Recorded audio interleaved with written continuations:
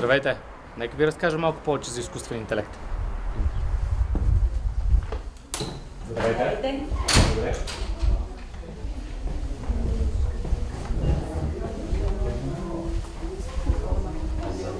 Момент.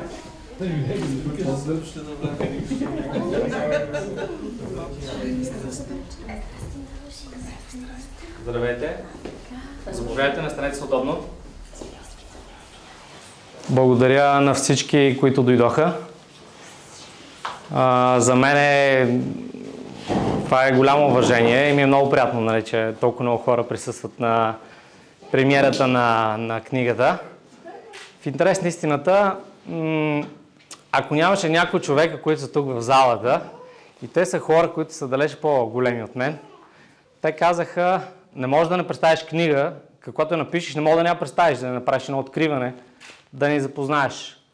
Нали, Вили и другата Вили, имате така доста вина за това събитие, но както казах, на мен е изключително приятно. Разбира се, трябва да благодарим и на нашия домакин, Теди, която е собственик на това приятно помещение, на това приятно място.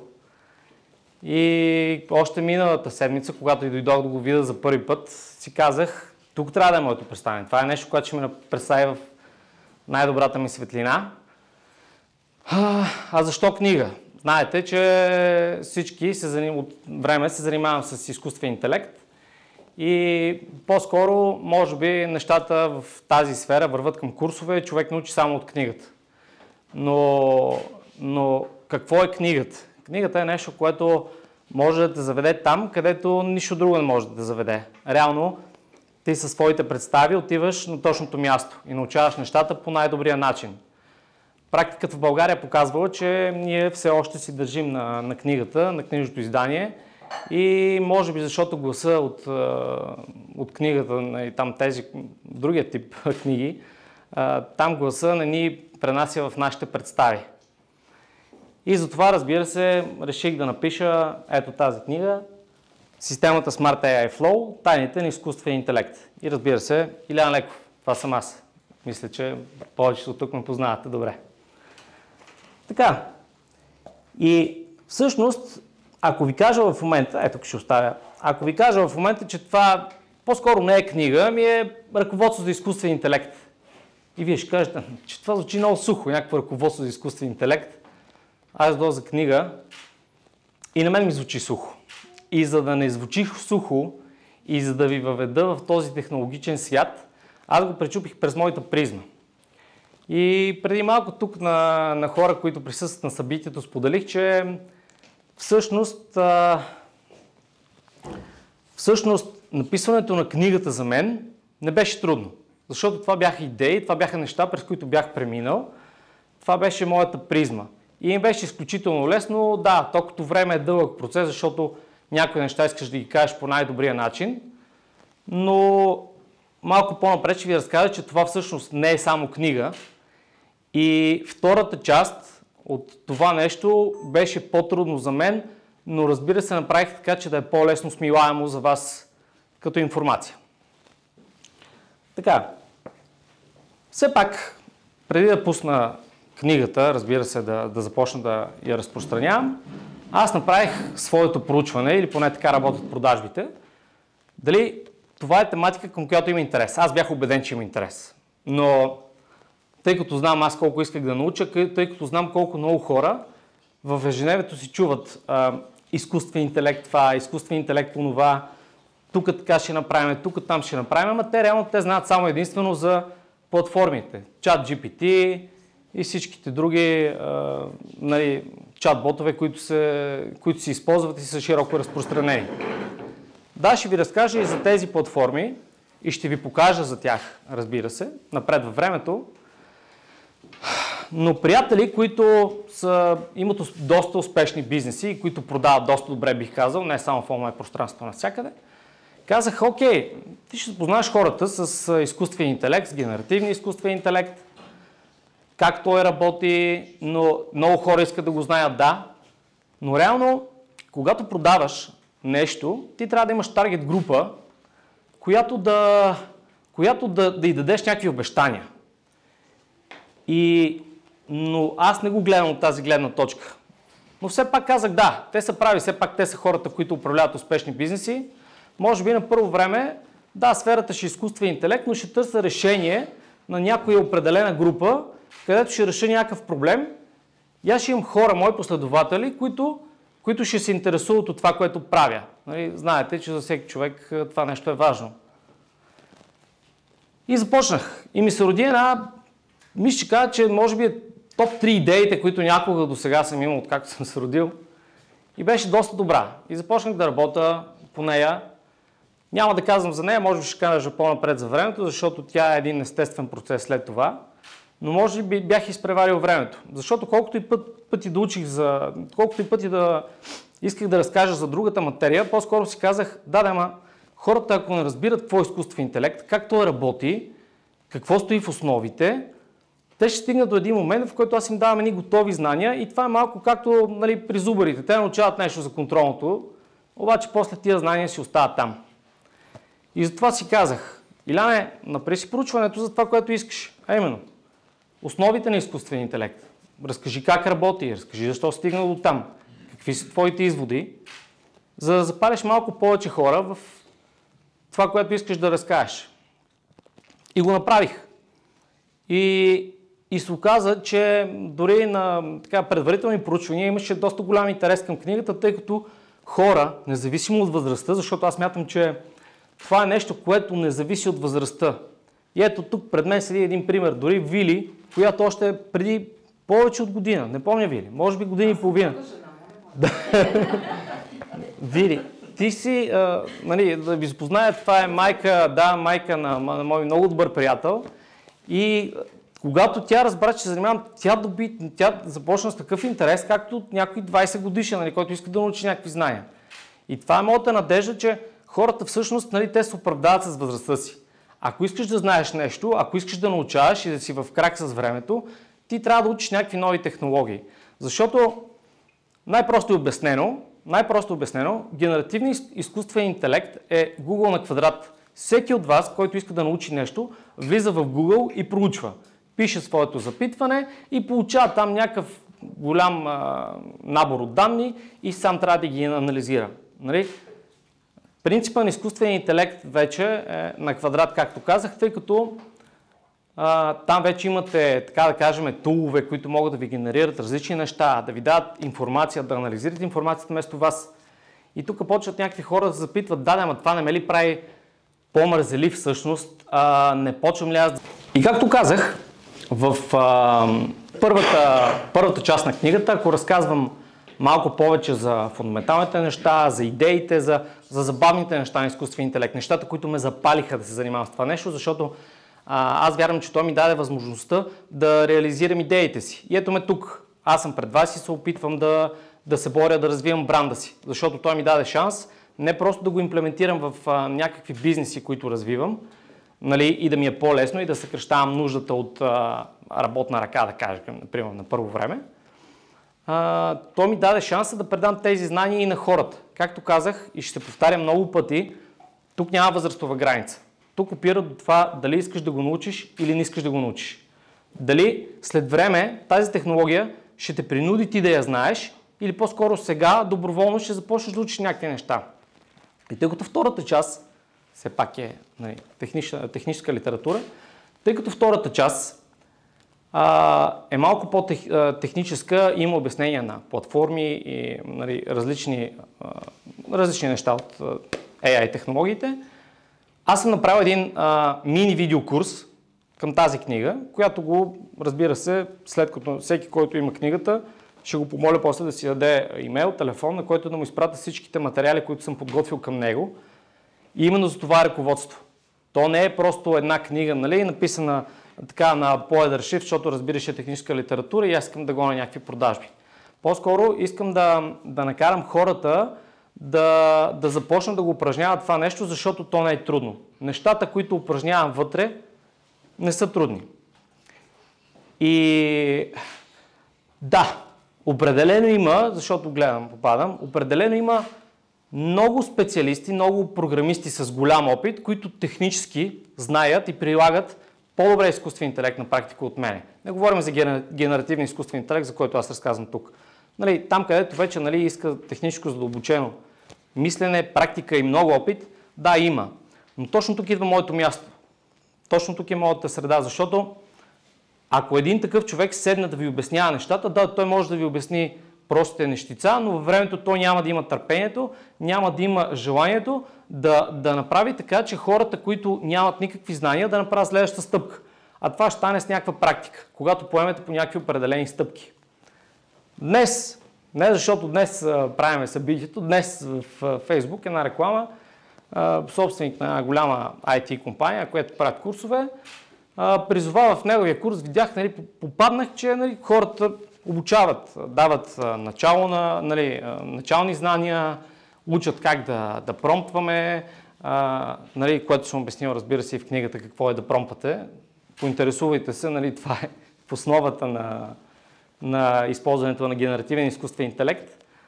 Но след всичките обещания той казва, ще ви научи как да правите чат-ботове, как да ги използвате. И ако ви накарам, ако не сте имали опит с изкуствен интелект, ако ви накарам да правите един чат-бот, то повярвайте ми, че ще ви изгубя по средата на този курс и вие никога повече няма да искате да се занимавате с това нещо.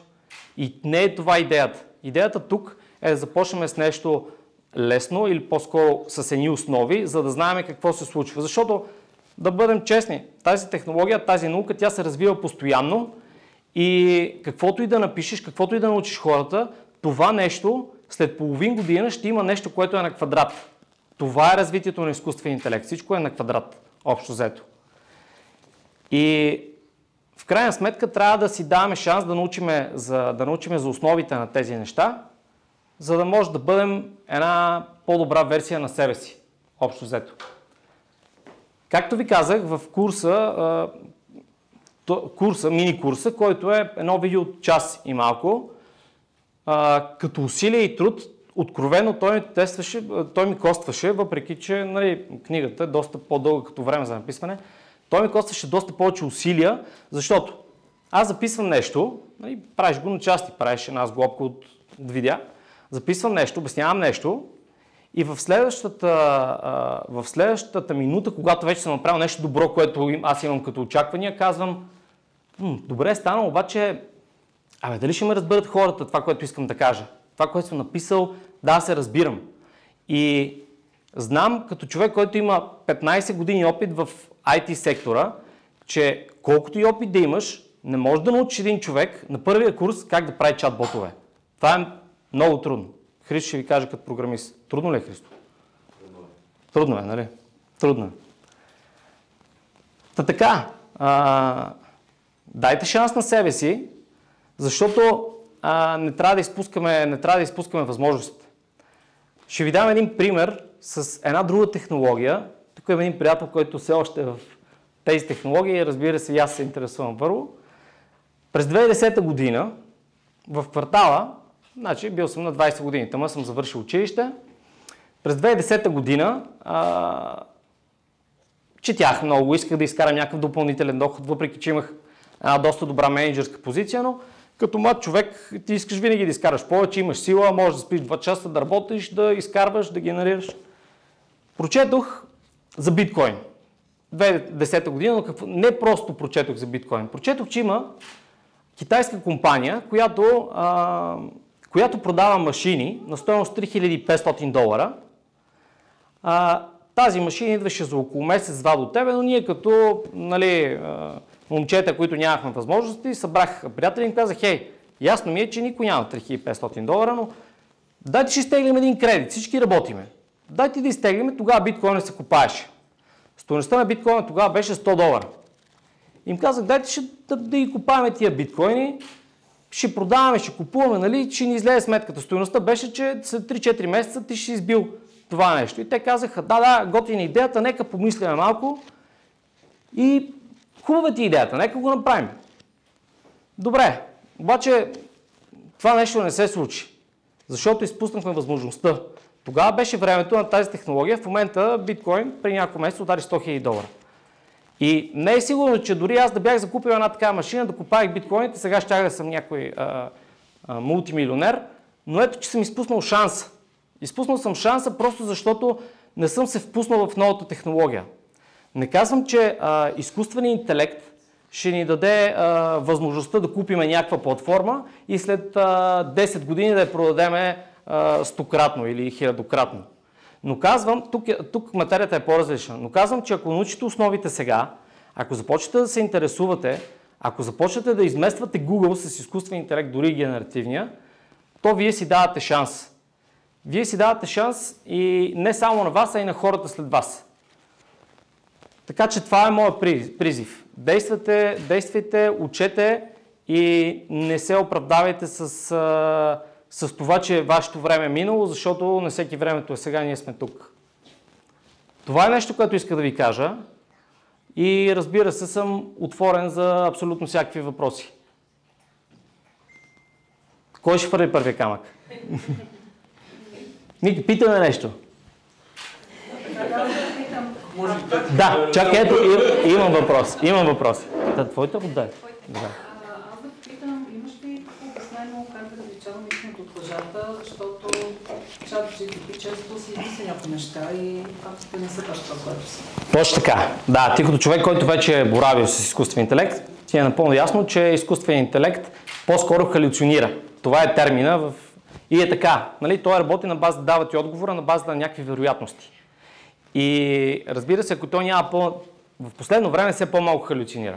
Но да, когато говорихме преди малко, ето Коки е адвокат, колкото нали, ако го обърнем към някаква такава тематика, той си измисля, защото не е запознат с членове, с материя и така нататък. Но за да се реши този проблем, има правилен промпт инженеринг. И това е моята идея. Тук в тази книга също така съм казал техниките на правилния промпт инженеринг, а те са десетки вътре споменати. И когато ние се научим да промптваме правилно, да запитваме правилно генеративен изкуствен интелект, ние получаваме правилните отговори. И когато имаме така една добре изградена структура от отговори, ние минимизираме шанса той да халюцинира и да ни предоставя неверни данни. Това е много често срещано. Когато хората не са запознати и го отричат точно с тази причина, казват: не, аз няма да работя с изкуствен интелект, защото той халюцинира, той не ми дава отговори, аз няма да го ползвам.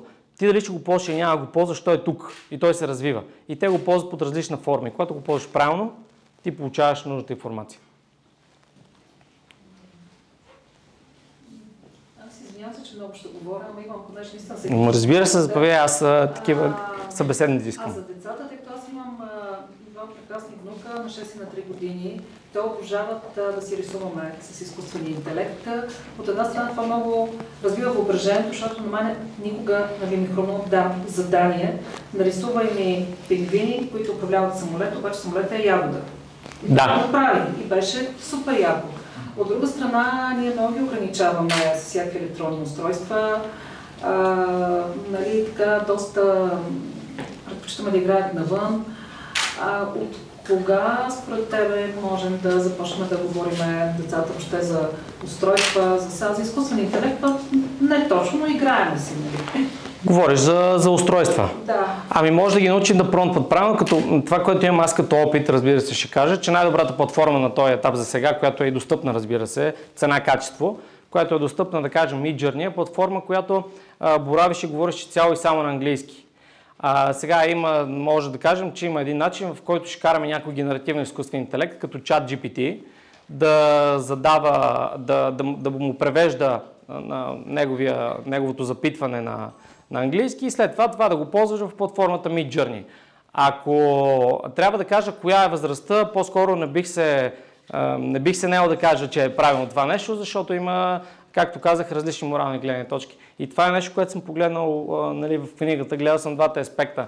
Защото когато съм обявявал някакви реклами, имаше хора така нищо против, нали, в по-напредна възраст. Нали, с някаква информация за изкуствен интелект те реагират с такива негативни човечета. Аз по-скоро съм погледнал нали, от двете страни. Колко е полезно това за нас и ако не поемем по правилната посока, колко вредно може да бъде. Нали, за това пък има един доста интересен вътре футурист, който изразява точно това мнение. Общо след така, че не се нямам да кажа коя възрастта, но смятам, Смятам, че деца или вече в напредна възраст, 12 години нагоре, могат смело да работят дори с генеративен изкуствен интелект, то не е само за снимки. И това нещо ще стане. Много ученици го ползват в училище. Да.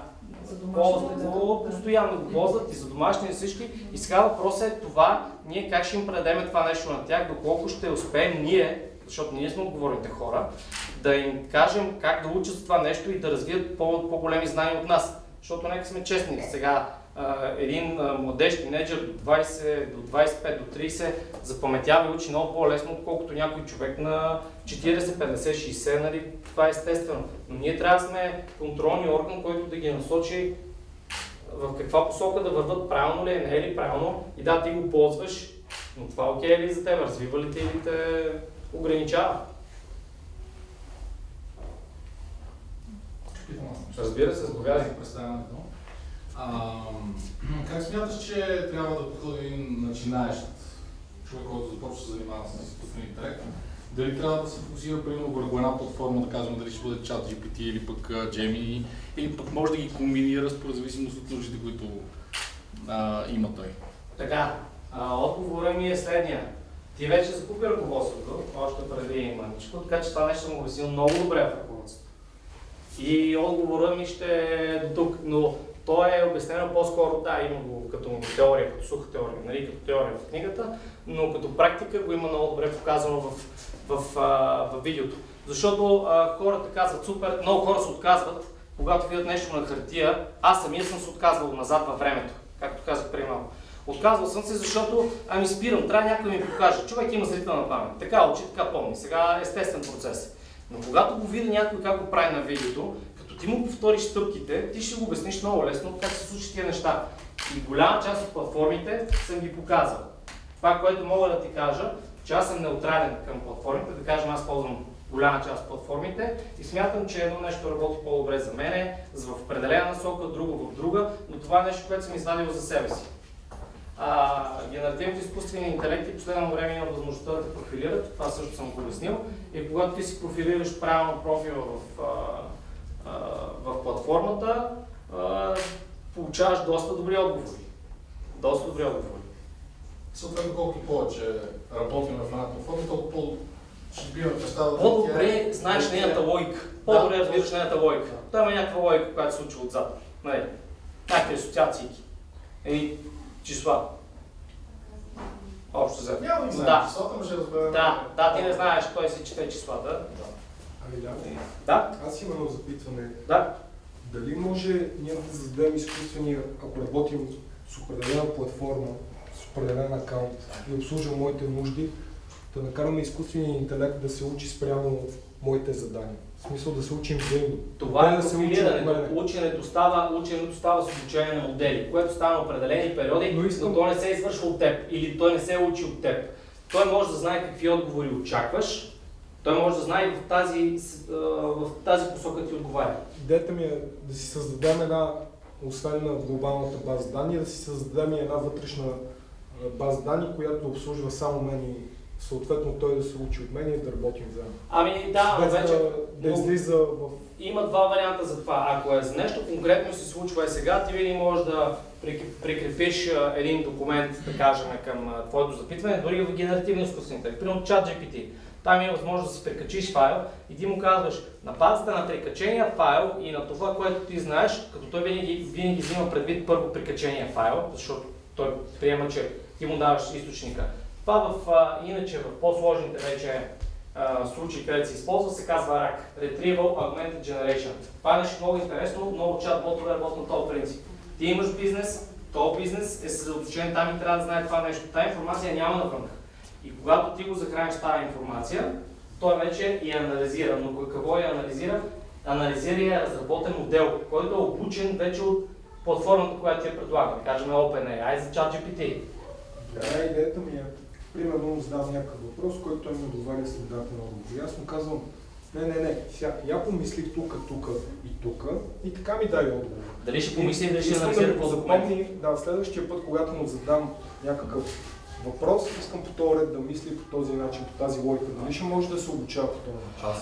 Аз ако мога Не знам дали успя да не видя, не пуснах ли такъв личен асистент точно. Има много лични асистенти, всички пускат някакви... Това е въпрос. Да се синхронизира де-факто с потребителя. Ама това защото мене си е отделен, не е от тези генеративни. Не е генеративни. Тук не са генеративни. В генеративния е това, което аз ти казвам, което може да се случи. Да прикачиш документи, той едва ли не да анализира като данни. Иначе, ти ако си платиш някой, той може, ти ако си платиш на някой да ти обучи модел. Това е нещо, което друго нещо, това е друга гледна точка, от която ние работиме. Да кажем, имаме екип, с който работя, там не съм само аз. И когато отидем и някаква фирма ми каже, имаме такива и такива нужди, на този изкуствен интелект трябва да прави това и това, ние трябва да обучим модел за тях, който да изпълнява техните нужди. Но това вече ти не ползваш готовите платформи, а ти ползваш вече нещо, което е обучено с тях. Това си машин learning, това си съвсем друго. Да, доста техничарство иска там. Да. И това си много тежки модели, смисъл. Аз си професионално. Да. В това степен информацията, която ти споделяш, да кажем, ако споделяш и правиш някакви запитвания на базата на конфиденциална информация, твоя лична, фирмена, да кажем, тази информация до това степен се споделя и се обучават моделите и могат да се използват съответно от други хора. Има ли такава вероятност? Разбирам въпросът ти. Значи, платформите казват, че това е конфиденциално, но това е на база да считаме тяхната честна дума. Разчитаме тяхната честна дума, а доколко и това е така, само компанията знае. Сега ще дам един пример. Много нашумя, разказвам и за него, ще видите интересна темата DeepSeek, който едва ли не като излезе, там американците загубиха 1 трилион за един ден, Nvidia загуби 1/3 от стойността си и беше някакъв фарс. Ние правим много по-евтино нещата, за какво трябва да ви плащаме и американците разпродават. То ние си бутаме парите в нещо, което няма смисъл. Не е така. Те направиха даже в момента, то беше като някакъв парадокс, всъщност не е така, това беше една лъжа. Те бяха използвали доста по-голям ресурс от това, което казват. Реално, изнесли са там видеокарти по някакъв втори начин, за да могат да обучат тия модели, да работят. Така че, парадокс. Общо. Да. Понеже каза, че има някакви видеа, за които ще разбавя в книгата, ти самия ползваш ли някакъв текстов видео? Текстово видео. Да. Не, това обясних преди малко и може би, тук сега в тези видеа ще бъдат откровени. Смятах, че в това видео, което правя, и се го направя така по-кратичко, за да не е някаква информация, която там след 2 часа човек да се отчая. Каже, тук 1000 неща ми каза, аз съм в начален стадий, искам да уча. И така започнах платформа и така нататък. В нея разказвам, пак рискирам малко тайните, разказвам за Midjourney и показвам как се учат нещата и така нататък. Защо ти казвам Midjourney? Това, което практиката показва и с хората, които съм работил, и аз, което съм правил, и хора, които правят видеа, генерирани с изкуствен интелект, AI, е доста най-добрият принцип, на който работи, е image to video. Или иначе казано, генерираш снимката и оттам извличаш. Ако искаш да направиш нещо с някакви човечета, случайни, които се движат, казват някакви реплики, да, текстово видео ще се справи. Но ако искаш да направиш нещо по-добра концепция, да кажеш, искаш да си промотираш бранд, и искаш да е някакъв специално изглеждащ човек, да има фокус, приближаване, отдалечаване, действие, някакво такова, трябва да е само имиджто видео. Това е нещо, което работи на този етап и работи добре.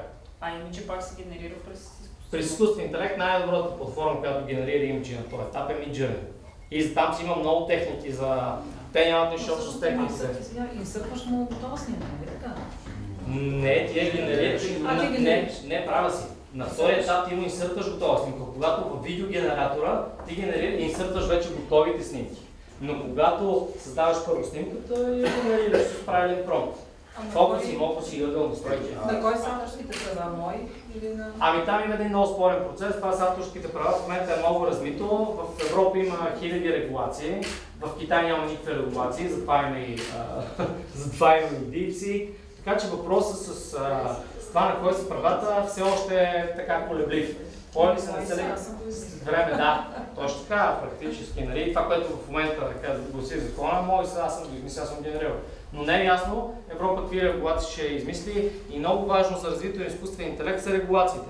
Когато в Китай няма регулации, в Америка са иди-дойди регулациите, в Европа са много строги регулациите. Кой е модел на изкуствения интелект европейски? Няма. Няма нещо, което да знам. Защото когато имаш по-малко регулации, имаш по-голям периметър на действие. Примерно за патентите в Щатите, когато си патентоваш някакъв софтуерен продукт, ти си го патентоваш, докато в Европа ти реално патентоваш кода, който е като един литературен текст и някой сменя две думички само в този код и си прави нов патент. Окей, да, по-летна мисля. Щатите са много по-защитени. Дадох ти пример с интернет случая. Сега те DeepSeek, реално това, което пак се връщам, те са обучени от моделите на GPT. И те едва ли не си му каза. И тук сега стана една търпана, ама вие как взимате данни, ма къде ми даде, ама GPT откъде ги взеха тия данни. И то става, всички сме краи. Общо взето. А Midjourney това е видео? Не, Midjourney генерира имиджа и ти оттам вече отидеш в други платформи. Klink и всяки Runway. Runway говоря. Ти лично разцепва ли се на ChatGPT текстови видео, че то е само за щатите? То те праща към други платформи. То реално не е нещо, което се генерира видеото. То не се генерира реално в GPT модела. Картинки, да, то сега се промениха нещата. Т.е. ползваше дали до сега, сега се промени принципа на картинките. Не, с видео. Да, с видео. Ма то пак... Да, мисля, че се представя слабо.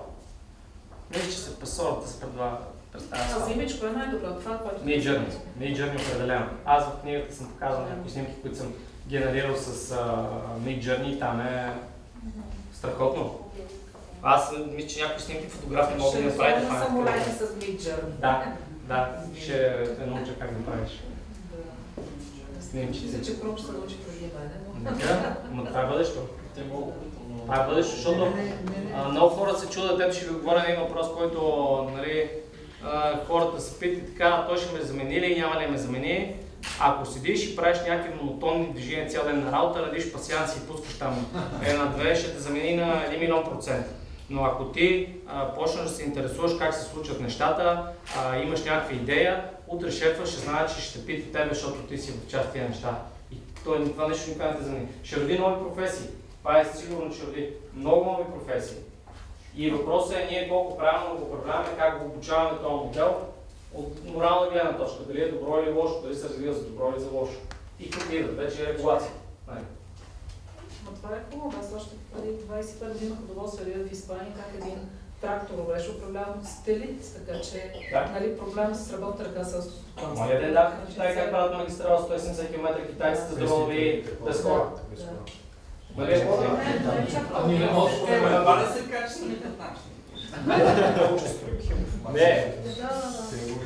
Чакаме да се развие до толкова, че да може... Те вече изчакват изкуствен интелект да почна да прави много отдавна, почнаха така виртуално такива бригадири, багери, където карат кранисти, където буквално някакъв кранист го използва от хиляди километри го управляват, а сега просто той ще обучи някакъв модел на изкуствен интелект, който буквално да го замени в бъдеще и да трябва да пробват нещата.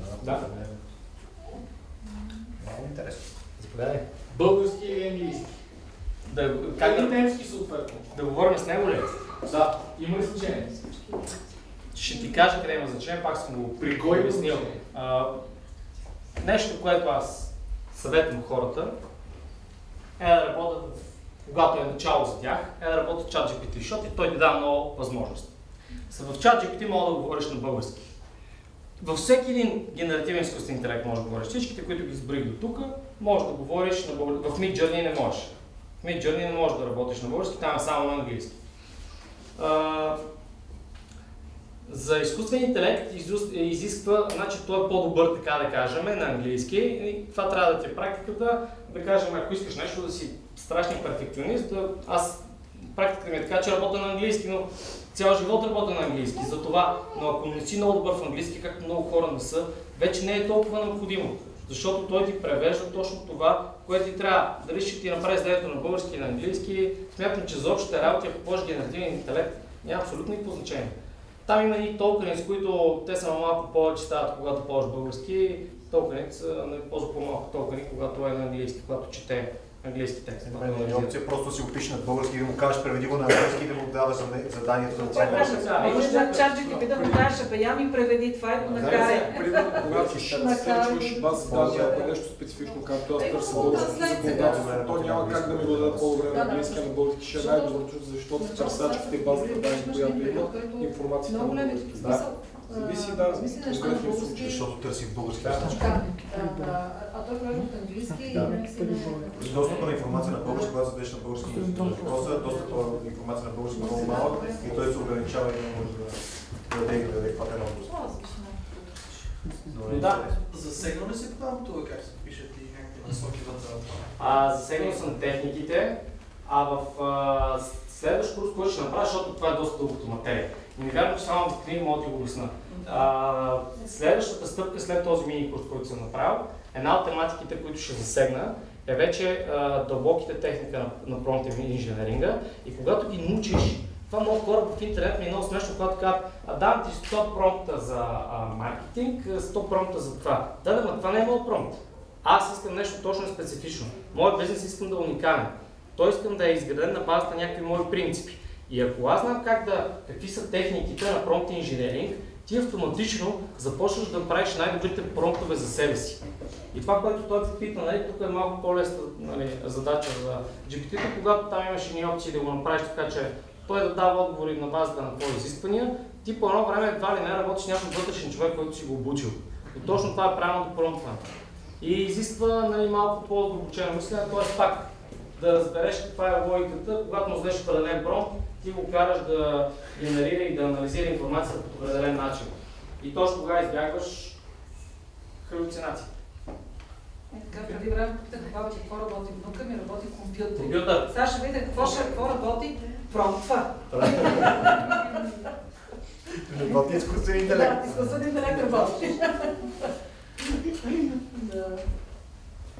Много интересно и аз просто наистина толкова се радвам от сърце и това за мен е един много голям успех и най-вече това, че носиш полза на другите, да.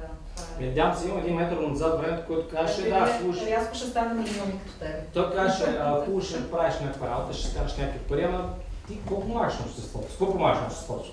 И по едно време нещата не се случват само за пари, ами да видиш удовлетворението от хората, че са научили, не е ли много готино да видиш, че някой на базата има един приятел там. Неговата жена на времето казва, отдели тук внимание на този дигиталния маркетинг и тя в момента е супер специалист за дигиталния маркетинг. И на мен е много голям кеф, че съм и дал насока, нали, че е постигнала нещо с това нещо, с този бизнес.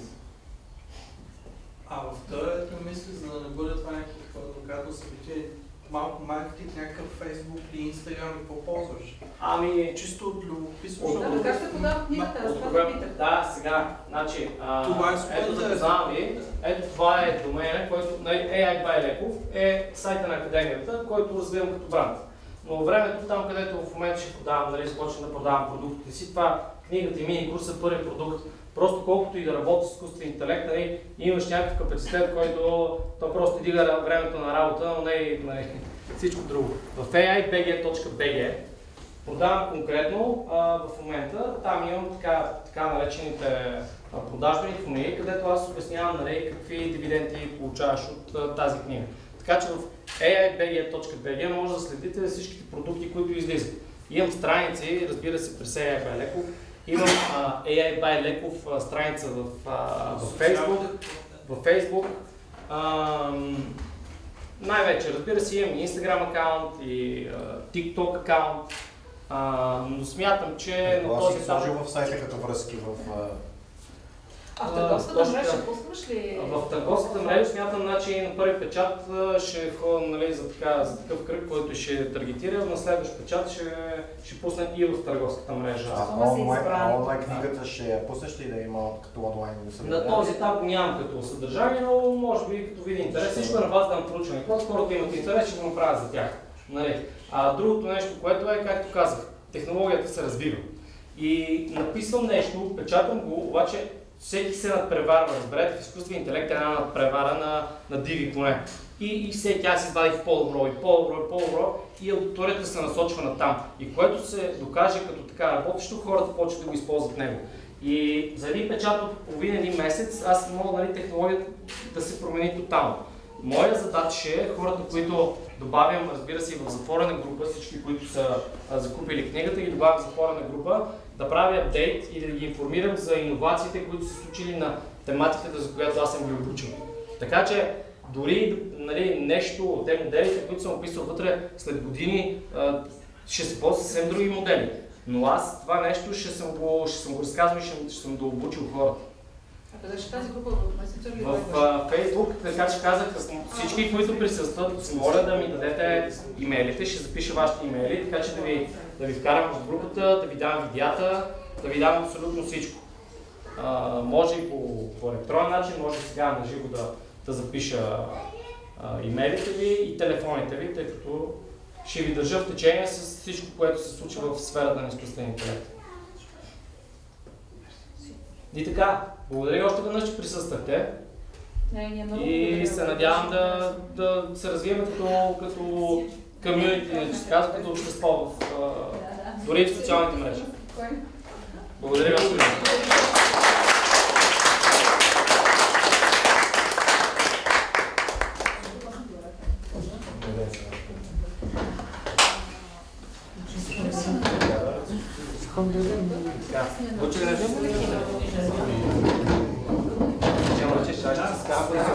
Дали изкуственият интелект може да ти... Това, което ти правиш постоянно, е оптимизация на алготрейдинга, дали изкуственият интелект може... Да, ама там в нашата стратегия... Там като може така. Обаче аз мога да направиш в част на нататък за хората са модели. И сигурно това се образи, защото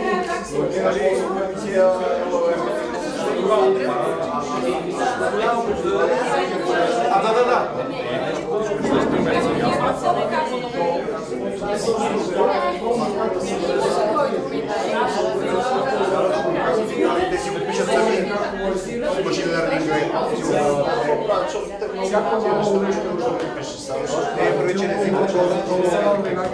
се радвам и да се вижда.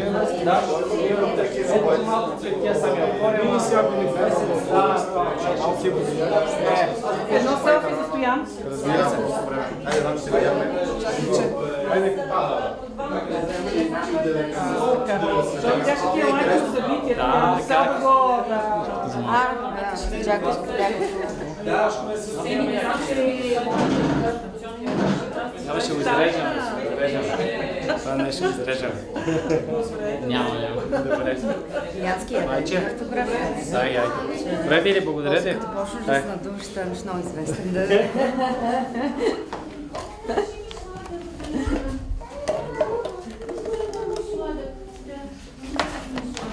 Къде са? Добре. Аз съм приятно изненадана.